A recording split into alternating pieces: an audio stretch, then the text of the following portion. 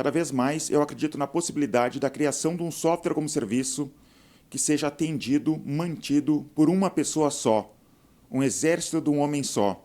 E eu não estou falando de um micro-SaaS, eu estou falando de um software como serviço robusto, que de repente vai alcançar um patamar de receita que era impensável alguns anos atrás. Né? Por quê?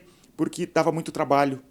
Não tinha como manter, tinha um teto, chegava num teto ali de número de clientes ou número de trabalho, né, de quantidade de trabalho, que tu não conseguia ir adiante.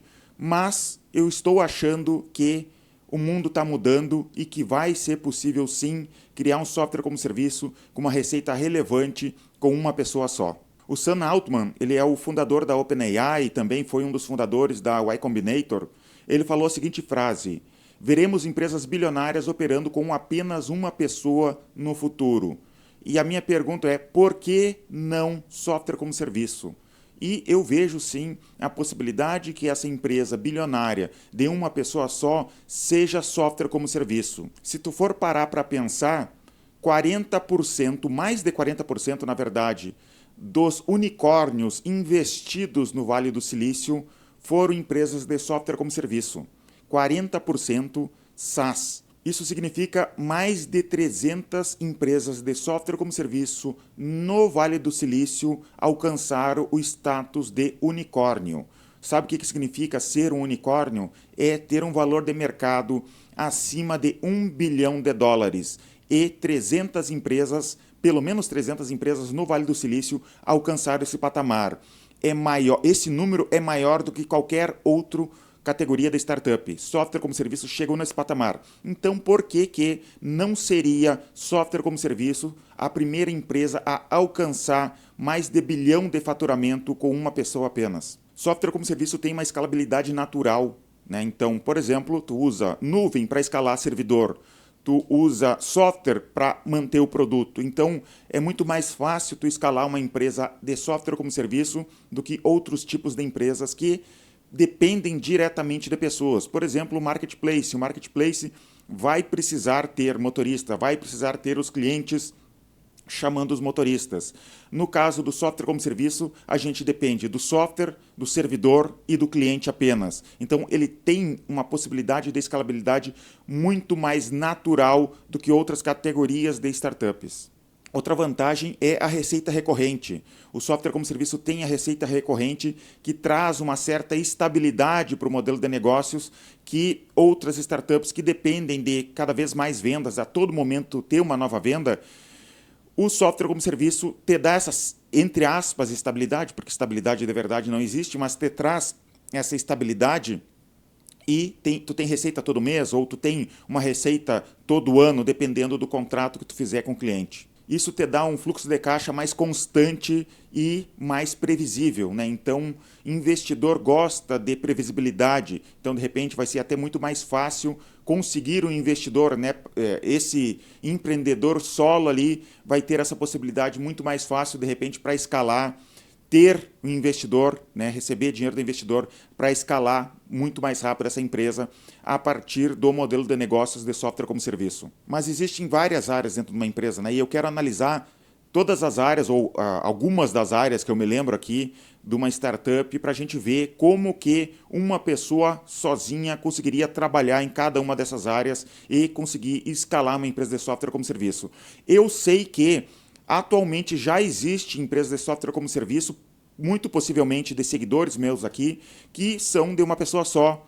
Mas essas pessoas atualmente, né, até um pouco tempo atrás, tinham um teto, não tinha como ultrapassar aquilo ali, porque tu se limitava pelo número de clientes, tinham problemas, suporte era um problema para essas empresas de software como serviço, escalabilidade, tinha uma série de problemas que tu precisava de mais pessoas, dependendo do nível, e que eu acho que a inteligência artificial vai facilitar muito a vida da gente em relação a isso e vai permitir essa escalabilidade. Então vamos pensar aqui sobre o desenvolvimento de produto, né? Como que um empreendedor solo vai conseguir trabalhar sozinho nessa parte de desenvolvimento de produto, né? Com inteligência artificial, a Salesforce falou que teve um aumento de 30% na produtividade dos programadores e, por isso, no ano de 2025 agora, eles não vão contratar mais nenhum engenheiro de software esse ano, justamente porque eles tiveram um ganho muito grande de produtividade. Então, a inteligência artificial vai ajudar as pessoas a acelerar o desenvolvimento de software. Eu aqui, recentemente, desenvolvi um microsas usando o Cursor AI para desenvolver esse software e me surpreendi com a velocidade de desenvolvimento. Não estou dizendo que é perfeito, que não tem problemas. Tem problema sim, tem código feio ali com a inteligência artificial.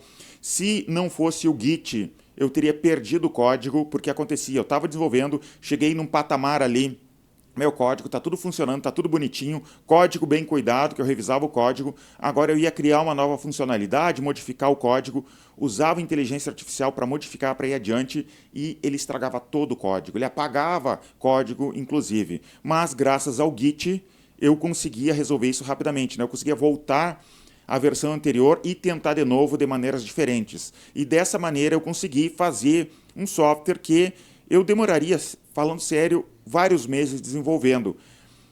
De repente, um programador mais como é que eu vou te dizer, que está mais no dia a dia ali, conseguiria fazer mais rápido aquele software, mas eu estava enferrujado no desenvolvimento de software, né? Eu sou um gestor de uma empresa, programo há muitos anos, mas eu não fico no dia a dia ali da empresa e eu teria demorado mais meses desenvolvendo aquele software. E eu consegui desenvolver em 30 dias todo o software da maneira que eu queria, usando inteligência artificial, e me surpreendeu muito a velocidade de desenvolvimento com essas ferramentas de inteligência artificial. E eu acredito que um programador mais experiente usando IA, o cara com IA ele tem superpoderes, né? Ele vai conseguir acelerar o desenvolvimento e fazer um SaaS robusto que muito provavelmente no passado ia precisar de uma equipe maior para desenvolver naquela velocidade. Então, hoje em dia, com inteligência artificial, um programador mais experiente que sabe como lidar com a inteligência artificial, que sabe arrumar o código de uma maneira que, quando a inteligência artificial fizer o código muito feio, muito problemático ali, ele conseguir corrigir, ele vai conseguir fazer um SaaS bem robusto num tempo que seria necessário uma equipe muito maior no passado para desenvolver. Por exemplo, isso de estragar código. Aconteceu comigo, na inteligência artificial, eu pedi para ela ficar listening, né, escutando um botão específico. Em JavaScript isso. E daí ela criou o código de escuta daquele botão. Quando eu fui melhorando o código ali, eu percebi que ele tinha criado 3 ou 4 listening para o mesmo botão, né? Então eu tive que ir lá, manualmente deletar, arrumar aquele código para ele ficar com um código melhor e não ter aquela confusão toda ali. E imagino que com o tempo a inteligência artificial vai ficar melhor e o código vai ficar melhor também. Imagino que a inteligência artificial vai se perder menos no código e vai facilitar a vida para todo mundo, tá? E agora no marketing. No marketing também dá para usar inteligência artificial. Nós usamos aqui no eGestor IA para ajudar na criação da copy. Sabe o que é copy? São as frases de efeito que chamam a atenção das pessoas para que seja clicado no anúncio, para que seja clicado no vídeo.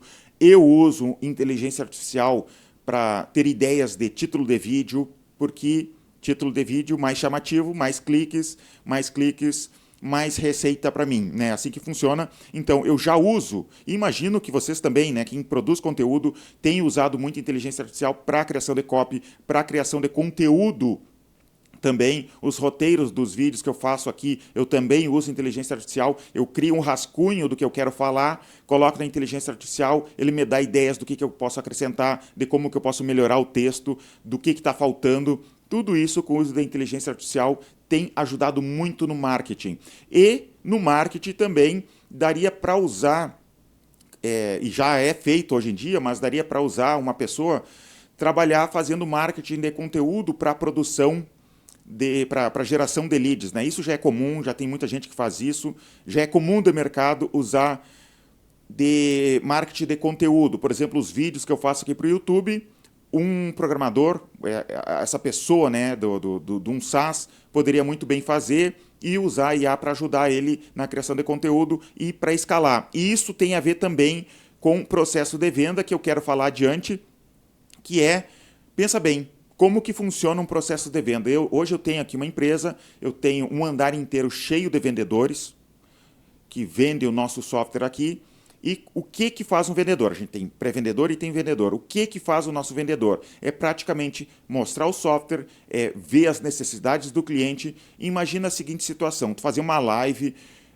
no YouTube, no Zoom, sei lá, onde tu quiser, fazer uma live, fazer um webinar, que tu consegue reunir várias pessoas nessa live e conseguir conversar com vários desses possíveis clientes ali e demonstrar o software de uma vez. É algo que pode ser feito, isso não depende da inteligência artificial, é algo que realmente pode ser feito e tu conseguir vender numa escala maior do que vendedor por vendedor. Então dá para fazer isso, já é algo que já é feito por muitas empresas de SaaS por aí, né? O uso de marketing de conteúdo para vender muito mais. E tem outra coisa em relação a marketing e processo de vendas, que é fazer com que as empresas usem o teu software sem elas perceberem, pelo menos começarem a usar o teu software sem que elas percebam.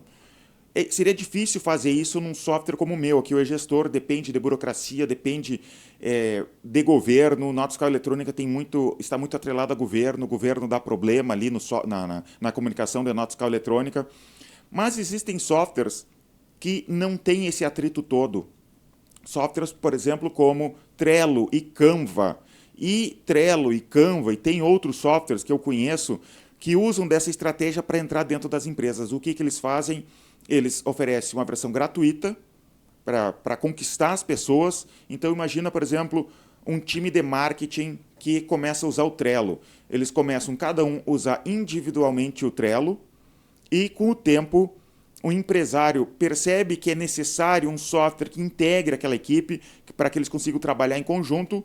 As pessoas já estão usando o Trello dentro da empresa ou estão usando o Canva dentro da empresa e qual software elas vão assinar? Vão assinar o Canva, vão assinar o Trello. E essa é a estratégia. Então elas conseguem entrar nas empresas pela porta dos fundos, né? Não é com reuniões chatas, né? Com um executivo que compra um software de cima para baixo e manda implantar de cima para baixo de qualquer maneira, sem se preocupar com a necessidade do usuário lá ou com a usabilidade do software. Não, é o contrário. Os usuários já usaram aquele software e vão lá para o chefe, para o dono da empresa, pedir, cara, eu quero assinar esse software aqui, e elas acabam usando isso, né? Elas não depende da equipe de TI ou do dono da empresa para começar a ser usado dentro da empresa. Então, essa é uma estratégia que dá para ser usado por um SaaS de um homem só, é usar essa ideia de usar a versão gratuita como isca, né? Conquistando as pessoas, e essa é outra maneira que eu vejo de estratégia para crescer uma empresa, um software como serviço de um homem só. Em relação à contabilidade, financeiro, todo o back-office de uma empresa, como que ele faria? O cara é programador, né? O cara do SaaS, do homem só, ele é programador, então ele consegue fazer integrações com software. Por exemplo, aqui no próprio e-gestor, a gente tem o software de cobrança, que envia a fatura para o cliente paga aquela fatura é enviada para um outro software interno aqui que emite a nota fiscal eletrônica. Então, já é tudo automatizado aqui. E já tem softwares que fazem isso no mercado, ou o programador pode fazer esse software, pode integrar com outros softwares. Hoje em dia, existem APIs abertas, é muito mais fácil tu conseguir integrar o teu software com todo o teu back-office com outros softwares para fazer todo esse processo burocrático da empresa. Então, eu não vejo o problema dessa parte de contabilidade e de financeiro sendo um grande problema. E hoje em dia já é muito comum terceirizar, né, a contabilidade. Então, já é terceirizada a contabilidade que você vire, só manda os números para ele, né? Na verdade, é até incomum ter uma contabilidade dentro da empresa só para empresas maiores, que hoje têm funcionário fazendo a contabilidade dentro da empresa. Então, essa parte eu não vejo como um grande problema. E também existem, né, secretárias virtuais, que tu pode contratar essas pessoas que fazem toda essa parte do back-office. Tu pode terceirizar essa parte dentro da empresa e trabalhar sozinho sem problema nenhum. Como que seria feito o suporte nessa empresa de um homem só? Né? Eu acho realmente que é a parte mais complicada, é justamente o suporte, é a parte que as pessoas têm mais medo, é justamente essa parte aqui, e eu não acredito que é para todo SaaS vai dar certo, tu vai ter qualquer SaaS tu vai conseguir fazer sem ter uma equipe, né? Por exemplo, o meu software aqui, que é um RP para micro e pequena empresa. Como eu já falei anteriormente, existe toda a burocracia de governo, né? Então, tem problema, por exemplo, para emitir nota fiscal eletrônica, ele tem que fazer o upload do certificado digital. E tem a parte da nota fiscal eletrônica, tem a nota fiscal de serviço, que no Brasil cada prefeitura tem o seu modelo de nota fiscal eletrônica, que dá muito problema, dá suporte.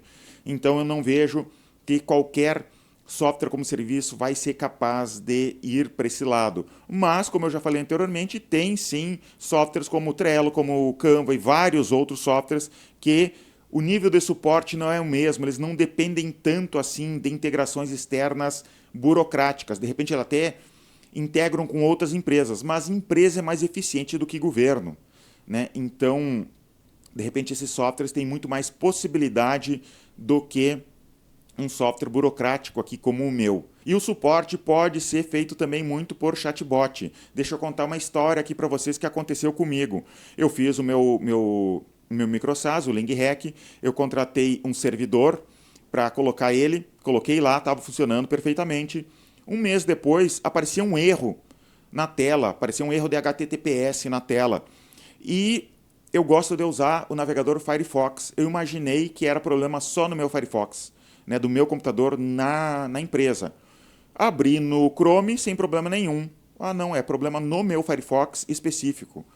Cheguei em casa, e eu me esqueci disso, cheguei em casa um dia e abri o meu software lá na minha casa e abri no Firefox também, mesmo erro. Opa, não é só lá na empresa, o problema é no Firefox. Colei a mensagem de erro no ChatGPT, vi o que poderia ser, era um problema de HTTPS mesmo, peguei a mensagem de erro, colei no chat dessa empresa que me vendeu o servidor.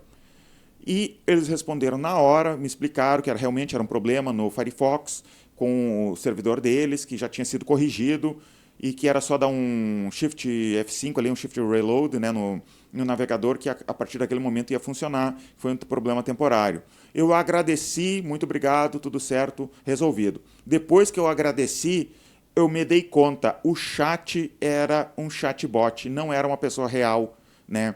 Eu imagino que o chatbot deles funciona da seguinte maneira: ele tenta responder, se a pessoa ficou satisfeita, melhor. Se a pessoa não ficou satisfeita, daí sim vai cair para um atendente. Isso é muito interessante. Então, muitas das coisas vão poder ser atendidas por chatbot. Próxima coisa aqui em relação ao suporte seria ligação. As pessoas gostam de ligar, né? Ainda tem ligação aqui para nós, ainda tem cliente que liga.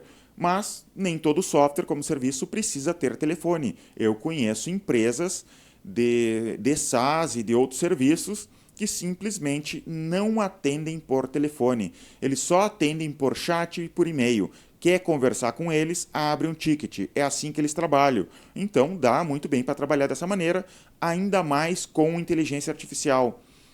Pensa bem como que daria para fazer, como que eu imaginei que daria para fazer. Abre tickets e a própria IA consegue determinar a urgência daquele ticket, né? E o humor, de repente, do cliente. Tem como perguntar para a inteligência artificial como que está o humor daquele cliente ali. Nem fala para os clientes, senão eles sempre vão demonstrar estar brabos, né? E o atendente, essa pessoa, vai poder muito bem responder mais rapidamente o cara que está de mau humor ou o cara que é mais urgente, é um problema mais sério, né? Por exemplo, caiu o servidor, alguma coisa assim. E daí avisado no teu celular, de repente, para te resolver lá. Então, tu não precisa necessariamente estar sempre na frente do computador respondendo absolutamente tudo, né? Então, tu pode usar de ferramentas com inteligência artificial para responder. E, de repente, até terceirizar uma equipe de suporte no futuro, né? Então a empresa é uma pessoa só e tu terceiriza o suporte da mesma maneira que tu terceiriza a secretária virtual, né, que se chama hoje em dia. Então dá para fazer isso tudo. E em relação à ligação, tem outra coisa que dá para fazer. Esses tempos eu usei a API da AWS para fazer a transcrição do áudio para texto.